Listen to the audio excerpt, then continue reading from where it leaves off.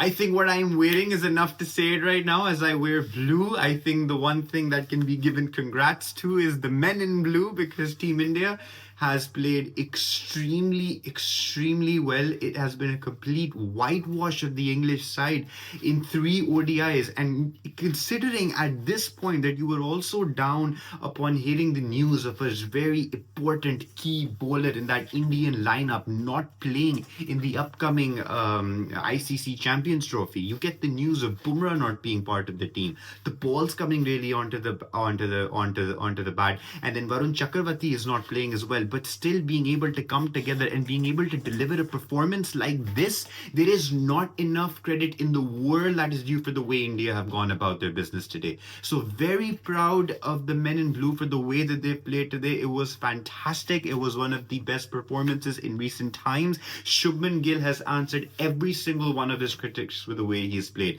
Virat Kohli has given a nice little opportunity to click his way back into form at a very crucial time. A very crucial time when that Champions Trophy is right around the corner, which makes it even more interesting, because Virat is one person who's got great records against a number of teams, especially ones that count as the arch rivals, and that too in ICC tournaments. In recent times, in the past, we've always done it. So what can we see from India, which will be very fascinating to be able to go into to see where it goes from here? But hands down, an amazing effort today. Your frontline bowler is in your arsenal. Yeah, one of your key spinners is not playing, but you still have so much to offer in the way you bat. Honestly, with India, it's just the batting is so deep. The batting is so deep that everyone's delivering. But even at the point where completely you are bowling out the Indian cricket team, you are handing out scores up a mammoth of 350 plus on such pitches for a team to chase down.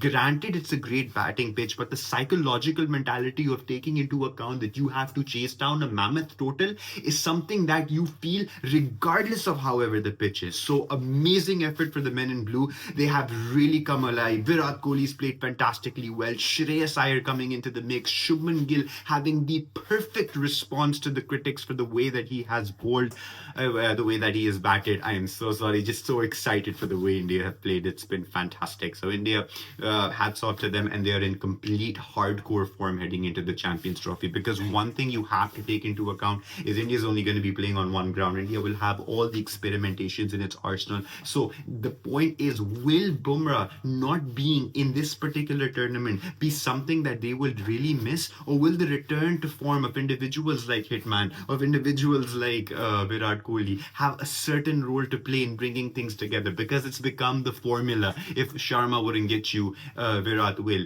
If Sharma wouldn't get you, there's so many more that will. You know, there's Shreyas Iyer, who's played just fantastically well. Then you have Shubman Gill, you've got Jaddu in that team. It's all coming together, and it genuinely feels like there's so much that can be put into this place. If conditions are going to play in India's favor, particularly in this Champions Trophy, will be very interesting to see, because Arshdeep has looked in fantastic touch in recent times. Kuldeep Yadav is someone who's had a very cautious and particular edge, especially over certain arch rivals, which will be something that they will have to go through as the ICC tournament comes up. And that's a match I'm pretty sure we're all looking forward to, especially when the Netflix documentary just releases around the corner and just builds a little bit more excitement.